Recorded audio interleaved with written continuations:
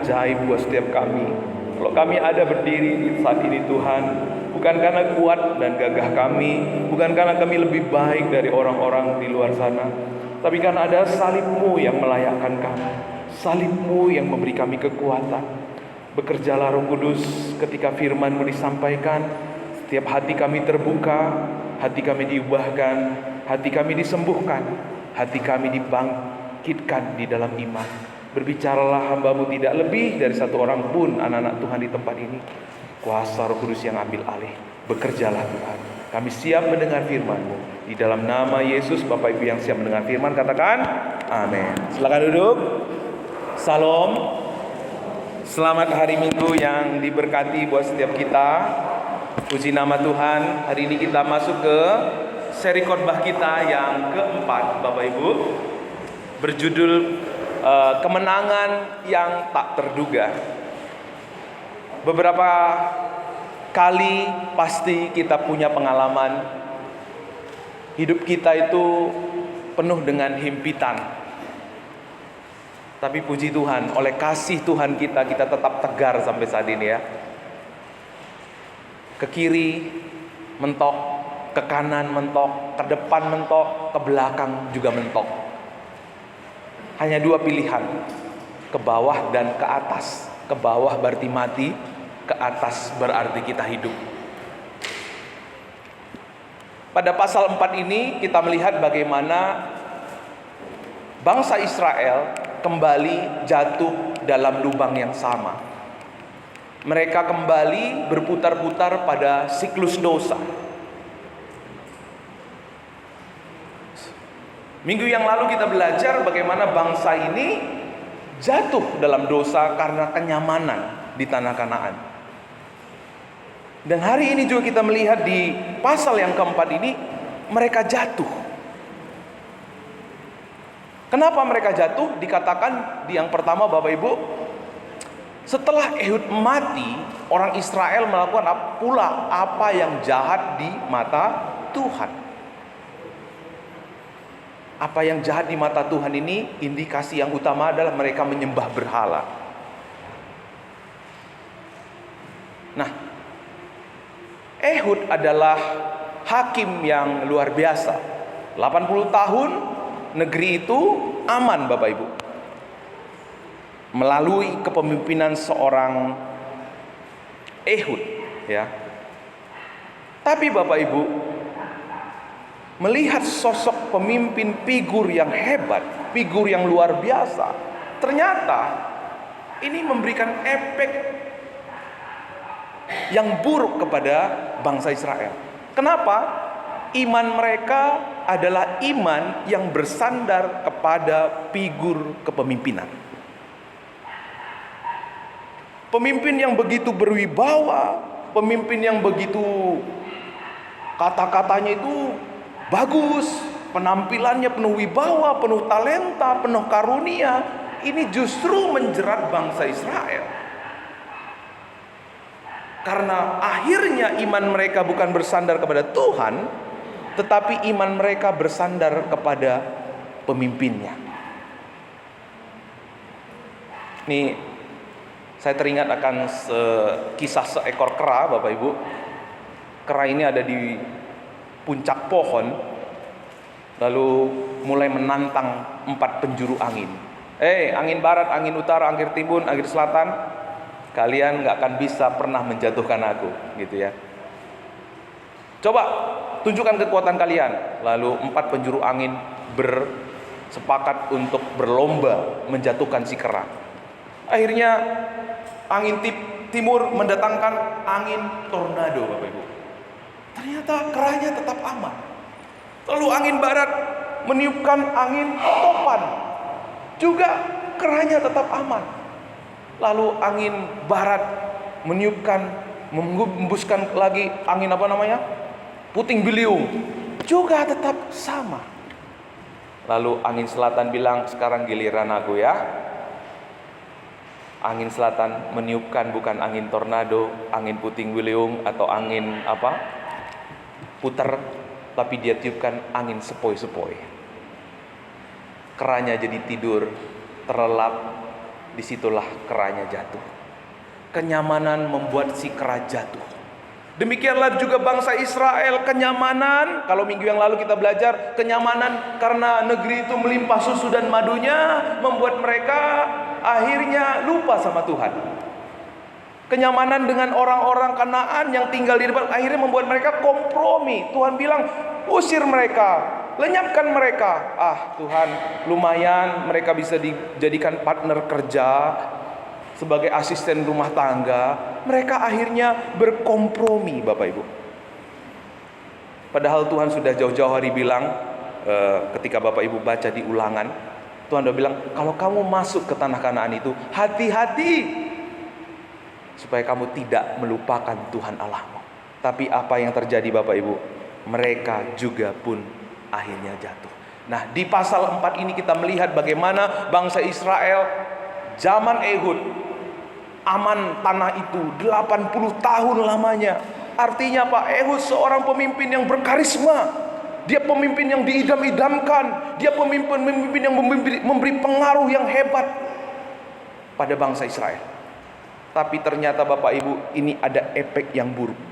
Kepemimpinan yang begitu kuat membuat bangsa Israel bukan bersandar kepada Tuhan, tetapi bersandar kepada pemimpinnya.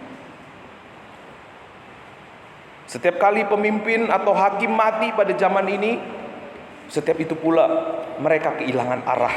Mereka jatuh dalam dosa. Mereka berputar pada siklus dosa. Mereka bergantung, iman mereka bergantung Bapak Ibu kepada figur kepemimpinan. Bukankah ini yang sering terjadi dalam kehidupan kita? Siapa yang ngajak? Si Anu. Ketika sosoknya begitu berwibawa, kita dapat keuntungan, kita mau ikut. Tapi ketika siapa yang memimpin? Si Anu. Saya nggak dapat apa-apa dari dia. Dia bukan seorang yang saya hormati, tidak pernah menolong saya nggak mau ikut. Saudara, kita belajar dari kisah bangsa Israel. Sosok figur kepemimpinan sering sekali membuat kita buta secara rohani. Kita jatuh dalam sosok figur yang membuat kita nyaman, membuat kita diterima, membuat kita merasa spesial, ya. Maka Bapak Ibu, pemimpin-pemimpin zaman sekarang yang pintar ngambil hati, pintar menjilat, itu adalah pemimpin-pemimpin yang diidamkan Bapak Ibu. Nah, padahal kita belajar bahwa pelaut yang hebat tidak diciptakan dari apa? Dari ombak yang lemah. Ya. Orang hebat tidak dihasilkan dari kemudahan, kesenangan, kenyamanan. Mereka dibentuk dari kesulitan, tantangan, dan air mata. Kita kalau mau jujur, kita sering sekali berorientasi pada apa? Rasa aman. Kenapa kamu mau sama dia, kakak? Aku nyaman Pak sama dia, Pak. Kenapa kamu pilih tinggal di sana? Aku nyaman dengan tempat tinggalku. Kenapa kamu bekerja di sana? Aku nyaman kerja di sana. Ingat, kenyamanan selalu menjadi orientasi kita. Tapi justru kita melihat hari ini kenyamanan melalui pemimpin, kenyamanan lewat tempat tinggal, kenyamanan lewat orang-orang justru menjatuhkan bangsa Israel ke dalam dosa penyembahan berhala. Seharusnya orientasi kita bukan keamanan dan kenyamanan, tapi di mana kita dekat sama Tuhan. Karena tidak ada tempat yang nyaman dan benar-benar aman di dunia ini. Semua menawarkan kepalsuan. Yang memberikan keamanan dan kenyamanan yang sejati hanya di dalam Tuhan kita, Yesus Kristus. Yang setuju katakan amin. Kenyamanan sering sekali membuat hati kita lengah. Seperti kera tadi ya, terbuai dengan angin sepoi-sepoi, ditiup ke sana kemari ya. Kita akhirnya terbuai dan kehilangan Allah. Padahal Yesus pernah bilang Bapak Ibu, bahwa sekiranya kamu dari dunia ini, tentu dunia ini mengasihi kamu sebagai miliknya. Tapi karena kamu bukan dari dunia ini, melainkan aku telah memilih kamu dari dunia ini, sebab itu dunia membenci kamu. Fokus kita sering sekali bagaimana orang senang sama saya, bagaimana orang memuji saya, bagaimana saya dibaikin oleh semua orang. Tapi Yesus sudah berkali-kali bilang ketika dia ada di dunia, dunia akan membenci kamu. Karena itu apa yang dialami oleh bangsa Israel pada zaman Deborah dan Deborah dan Barak ini keadaan yang benar-benar selaras dengan apa yang Yesus katakan. Mereka akhirnya ditekan oleh Sisera, oleh Raja Yabin. Mereka akhirnya tidak mau ke kanan nggak bisa, ke kiri nggak bisa, ke depan nggak bisa, ke belakang nggak bisa. Hanya dua pilihan: menyerah kepada musuh atau menyerah kepada Allah. Tapi puji Tuhan Bapak Ibu, mereka akhirnya memilih apa? Memilih berserah kepada Tuhan. Kenapa Bapak Ibu? Sisera itu mempunyai 900 kereta besi. 20 tahun lamanya ia menindas orang Israel dengan keras. Kereta besi itu seperti apa Bapak Ibu? Mungkin sekarang ini jet siluman gitu ya, punya 900 jet siluman. Kalau perang antara Iran dan Amerika, kalau ada jet siluman itu, wah, itu sangat diandalkan. Atau mungkin bom nuklir gitu ya. Inilah yang dimiliki oleh musuh bangsa Israel. Mereka kalang kabut. Justru di saat mereka mencari kenyamanan, berusaha mengutamakan keamanan, justru mereka kehilangan keamanan. Dan bukankah ini yang sering terjadi dalam hidup? Saya mau kerja di sana, saya mau dengan dia karena saya punya kayak aman dengan dia, saya nyaman dengan dia. Justru kita kehilangan nyaman, kehilangan apa yang kita dambakan. Karena ingat Bapak Ibu, dunia ini tidak pernah bisa benar-benar memberikan kita rasa aman dan nyaman. Mereka akhirnya berseru pada Tuhan.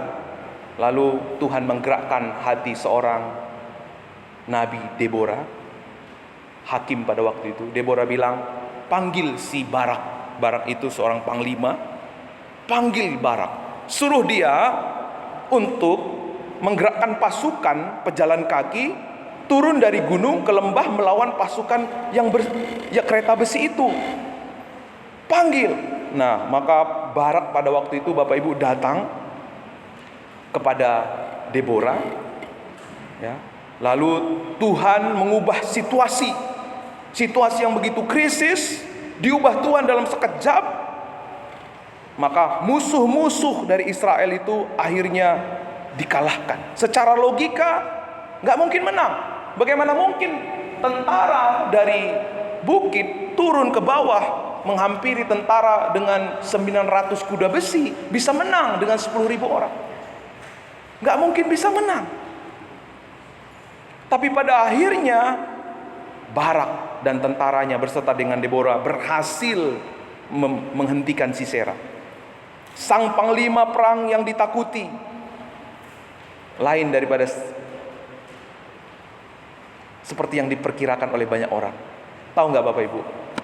Sisera, panglima yang begitu disegani, ditakuti, justru tunduk di bawah seorang perempuan namanya Yael. Ditusuk kepalanya oleh pantok kemah sampai ke tanah.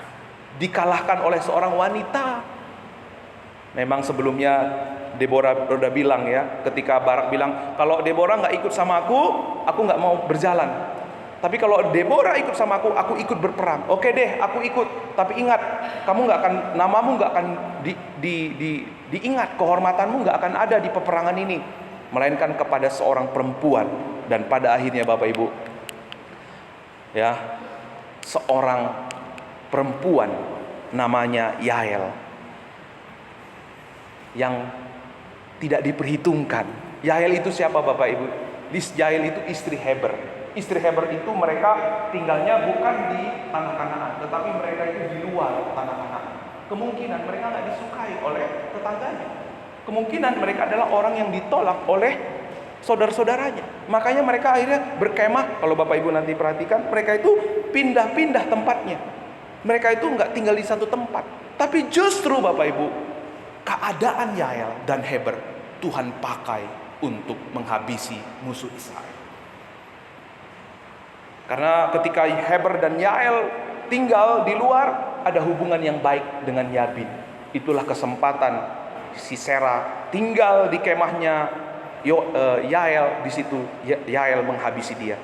Jadi saudara, sering sekali Tuhan memilih yang kecil, memilih yang lemah atau tidak terhitung di mata dunia untuk menyatakan kuasanya yang besar, agar tidak seorang pun yang memegahkan diri, agar tidak seorang pun memegahkan diri di hadapan Tuhan. Nah, saudaraku yang dikasihi oleh Tuhan, kita lihat dari ayat 6, ayat 7, 14. Siapa yang memberi instruksi kepada Barak untuk maju melalui Deborah? Tuhan. Siapa yang menggerakkan Sisera untuk turun ke Kisron, menyerang kepada Barak? Tuhan. Siapa yang mendesain, menempatkan Yael tinggal di luar tanah Kanaan? Tuhan yang menggerakkan, Bapak Ibu. Jadi kemenangan bangsa Israel ini sebenarnya mustahil, tapi bagi Tuhan kemenangan pasti terjadi. Meskipun perhitungan manusia nggak mungkin, meskipun perhitungan kita salah, tetapi bagi Tuhan tidak ada yang mustahil. Seorang panglima yang hebat, gagah perkasa, mati di tangan seorang ibu rumah tangga, wanita yang tidak diperhitungkan, yaitu namanya Yael. Nah, saudara, hari ini kita belajar bagaimana sikap kita untuk mengalami kemenangan yang menerobos kemustahilan itu. Kita belajar dari seorang Barak, memiliki sikap iman yang begitu luar biasa dipakai Tuhan. Kita lihat ayat ke-8 dan ke-9, ini sangat indah, sangat luar biasa sekali. Lihat Bapak Ibu. Jawab Barak kepada Deborah, "Jika engkau turun maju, aku pun maju. Tetapi jika engkau tidak turun maju, aku pun tidak maju." Kata Deborah, "Baik, aku turut, hanya engkau tidak akan mendapatkan kehormatan dalam perjalanan yang engkau lakukan ini, sebab Tuhan akan menyerahkan Sisera ke dalam tangan seorang perempuan." Barak itu seorang pemimpin. Barak itu seorang pria.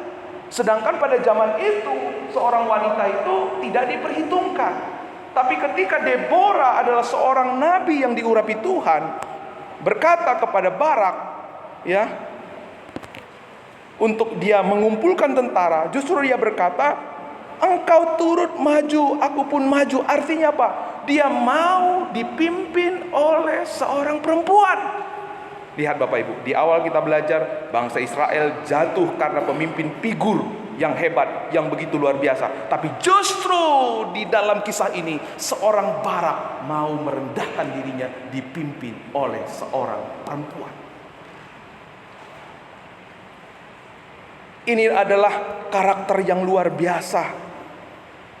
Mungkin banyak orang mengkritik, "Oh, itu kan," kalau Bapak Ibu belajar di mana-mana, ada orang berkata, "Itu kan karena iman Barak itu kurang kuat. Iman Barak itu lemah." Tapi kalau lemah iman Barak, nggak mungkin di Ibrani 11 ayat 32 dikatakan Barak itu seorang pahlawan iman. Artinya Bapak Ibu, si Barak bukan memiliki iman yang lemah. Tapi Barak memiliki sosok iman yang seharusnya kita juga miliki kalau kita merindukan kemenangan yang dari Allah terjadi dalam kehidupan kita. Karena gini Bapak Ibu, tadi kita juga belajar dengan bapak-bapak di kelas kolonial. Ada dua ekstrim iman. Ekstrim iman yang pertama, kalau seseorang itu apa yang dikerjakannya berhasil, dia disenangin banyak orang, dia diberkati, berarti imannya benar. Tapi ada ekstrim yang satu lagi. Kalau dia menderita, kalau dia sakit-sakitan seperti Ayub, ya, gagal terus dalam hidupnya, terus dia dibenci banyak orang, pasti ada sesuatu yang salah dengan imannya. Nah, fokus iman agama ini selalu kepada apa? Hasil. Ketika melihat hasilnya tidak seperti yang kita harapkan, kita cepat-cepat menghakimi, menjudge. Tapi lihat Bapak Ibu, ya, iman yang dimiliki oleh seorang Barak bukanlah kepada hasil, bukanlah kepada outcome. Iman Barak adalah sikap iman yang benar. Apa yang dimiliki oleh Barak? Barak itu fokusnya bukan kepada hasil, tetapi kepada proses pengenalan dia akan Tuhan. Lihat yang pertama, kenapa sih Barak itu pemimpin yang hebat. Dia mengabaikan kehormatannya, dia mau merendahkan diri, dipimpin oleh seorang Deborah yang notabene adalah wanita. Karena yang utama buat seorang Barak bukanlah harga diri, bukanlah kehormatan, tapi yang utama buat seorang Barak itu adalah apa? Urapan Tuhan, hadirat Tuhan. Lihat saudara, bangsa Israel yang utama adalah aku nyaman, tapi Barak menunjukkan sesuatu yang beda. Yang utama, di mana Tuhan berada, aku mau di situ berada. Di mana Tuhan mau aku bergerak, di situ aku mau bergerak. Itulah iman yang luar biasa. Ia siap meninggalkan zona nyaman. Di saat bangsa Israel sibuk dengan keamanannya, sibuk dengan kenyamanannya, Barak justru meninggalkan zona nyamannya. Sebuah tantangan yang luar biasa ketika Barak harus menghadapi kereta besi, 900 kereta besi. Tapi seorang Barak meninggalkan zona nyamannya. Kenapa Bapak Ibu? Kenyamanan bukan orientasi daripada Barak. Orientasi Barak adalah hidup untuk Tuhan, melakukan kehendak Tuhan. Karena itu dia belajar taat kepada pimpinan Tuhan. Ia tidak fokus kepada kuda besi yang begitu hebat, tapi ia fokus kepada Tuhannya yang besar, yang harus dia ikuti, yang harus dia taati. Apa kuda besi yang mungkin menghimpit hidup Bapak Ibu Saudara saat ini? Mungkin itu tentang pendidikan, mungkin itu tentang ekonomi, mungkin itu tentang penyakit. Jangan fokus. Kita belajar dari Barak, tidak fokus kepada kereta besinya, tapi kita fokus kepada kehendak dari Bapa kita. Nah, saudara tahu, kalau kita lihat Barak ini menggambarkan siapa Bapak Ibu? Barak ini menggambarkan pembela kita yang sejati. Dialah Yesus Tuhan kita. Dialah pribadi yang walaupun, yuk kita baca sama-sama, 1, 2, 3. Yang walaupun dalam rupa Allah, tidak menganggap kesetaraan dengan Allah itu sebagai milik yang harus dipertahankan, melainkan telah mengosongkan dirinya sendiri dan mengambil rupa seorang hamba dan menjadi sama dengan manusia. Ayat 8 bersama-sama. Dan dalam keadaannya sebagai manusia, ia telah merendahkan dirinya dan taat sampai mati, bahkan sampai mati di atas kayu salib. Lihat Bapak Ibu, dialah Barak yang sejati, dialah pembela kita yang sejati. Ya, dia turun ke dunia karena Bapaknya mau. Ia meminta dia untuk turun ke dunia. Ia mau menjadi sama dengan kita, meninggalkan segala kenyamanan di sorga untuk menyelamatkan kita. Dia taat kepada pimpinan Bapaknya. Inilah Yesus Tuhan kita. Dialah Barak yang sejati. Kalau kita sudah mengenal dan mengalami kasih yang begitu besar, kita telah melihat pengorbanan di atas kayu salib yang begitu besar. Dia merendahkan dirinya sampai mati di atas kayu salib, meninggalkan segala kemuliaan karena kasihnya akan dunia ini. Ia turut perintah Bapaknya. Seharusnya memberi hati kita lebih lapang untuk kita bersandar bukan kepada figur-figur iman dunia ini yang pasti mengecewakan kita, tapi bersandar hanya kepada Tuhan, hadiratnya, kehendaknya, suaranya. Kita siap melangkah di dalam Dia. Karena di sanalah waktu kita bersandar hanya kepada Tuhan, waktu kita hanya berharap kepada Tuhan, waktu kita mau meninggalkan segala kemuliaan, kenyamanan kita untuk kita hidup dalam rencana Tuhan, kita belajar taat bukan karena kekuatan kita, bukan karena kemampuan kita. Justru disitulah kemenangan demi kemenangan, kemuliaan demi kemuliaan, janji demi janji Tuhan tergenapi di dalam kehidupan kita. Yang percaya katakan amin. Sesungguhnya Bapak Ibu, pertempuran bangsa Israel ini bukan pertempuran Barak, bukan pertempuran Yael, bukan pertempuran Deborah, tapi pertempuran siapa? Tuhan. Ketika kita menghadapi, mungkin kita dihimpit oleh masalah, mungkin keluarga, mungkin orang-orang terdekat kita, mungkin ekonomi, mungkin pendidikan. Ingat saudara, masalah ini bukan tentang kita. Persoalan ini bukan tentang kita, tapi persoalan ini, peperangan ini tentang Tuhan kita. Kalau kita memiliki sikap iman seperti Barak, kita akan melihat tangan kuasanya. Kita akan melihat rencangannya. Kita akan melihat karyanya yang gilang gemilang terjadi dalam kehidupan kita. Mungkin saat ini hidup kita sama seperti Yael. Ditolak, perasaan tersingkirkan, nggak ditemani sehingga mereka harus tinggal di luar perkemahan bangsa Israel. Tidak diperhitungkan, tidak diajak oleh orang. Ayo kamu kok tinggal di situ?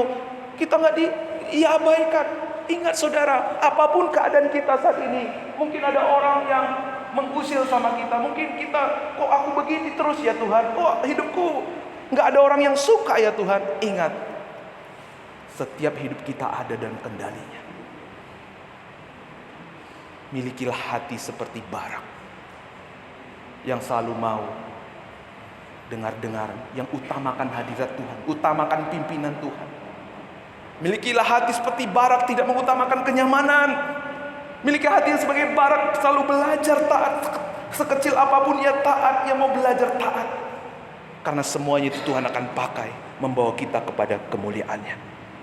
Saudaraku yang dikasihi Tuhan, keadaan yang tidak baik, penderitaan bahkan kesalahan kita, ternyata Tuhan juga bisa pakai sebagai bagian dari rencananya yang luar biasa. Ketika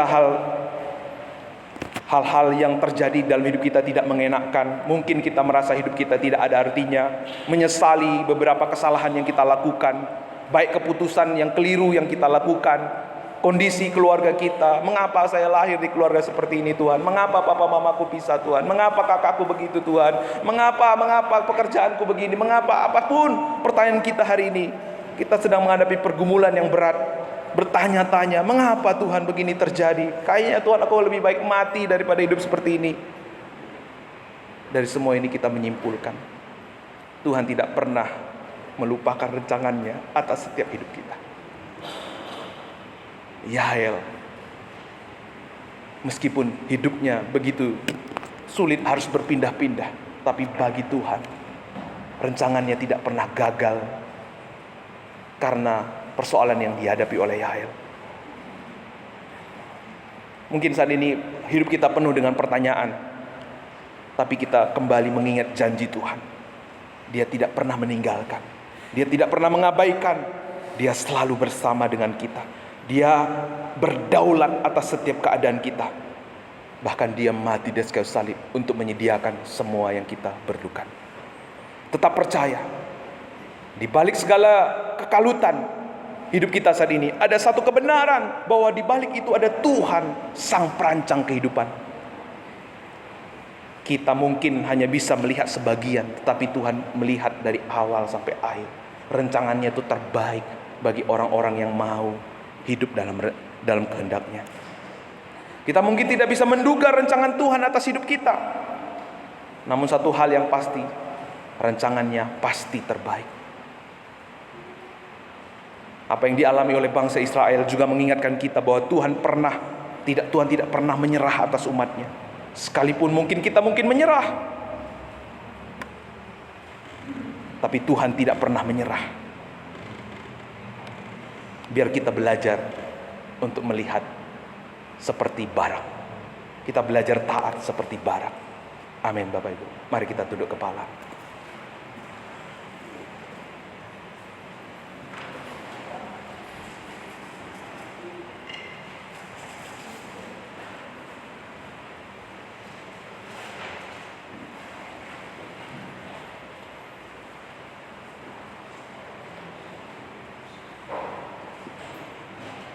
Mari kita teduhkan hati kita. Biarkan Roh Kudus Tuhan berbicara.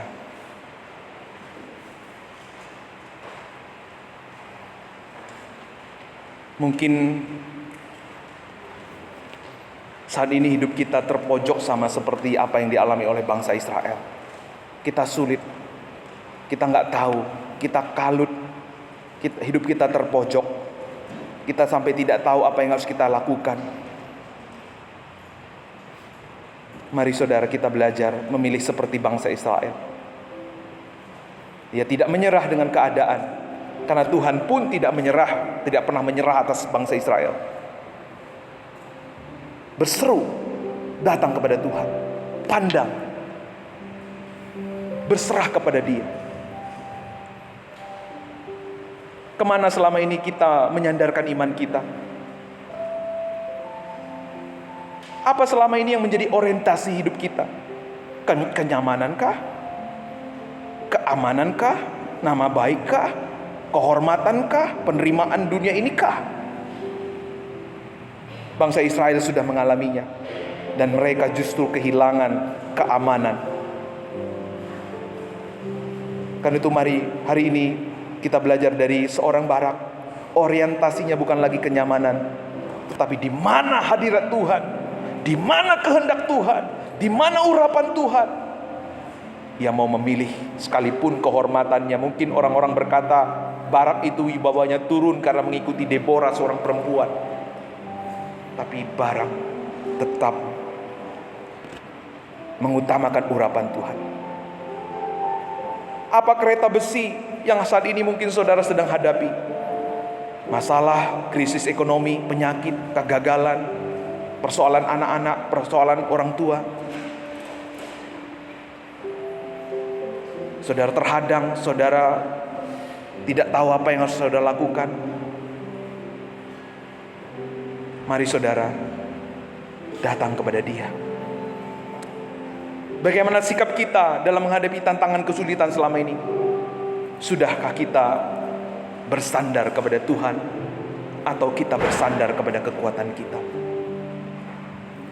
Dan biarlah kita selalu mengingat, kalau di waktu-waktu yang lalu Tuhan pernah menolong kita, bahkan Dia telah membuktikan kasih-Nya di atas kayu salib. Maka di dalam setiap kesulitan kita yang tidak lebih besar daripada pergumulan dosa kita, Dia pun akan bertindak dan bekerja. Amin. Terima kasih Tuhan. Biar kami selalu mengingat kasih-Mu di dalam hidup kami, mengingat kebaikan-Mu yang begitu besar.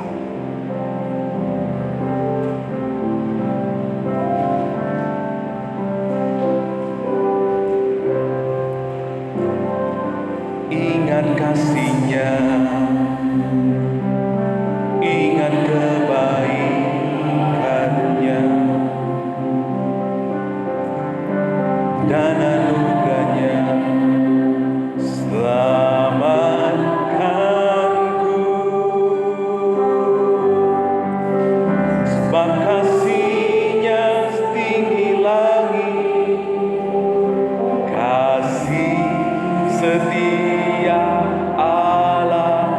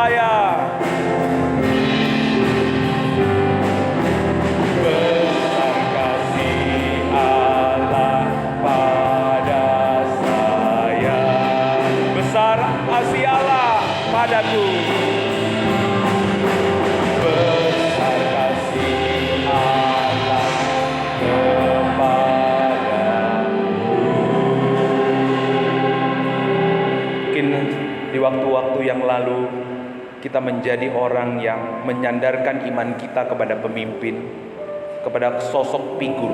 Ketaatan kita, kesetiaan kita sering sekali bergantung kepada figur seseorang yang kita anggap wibawa.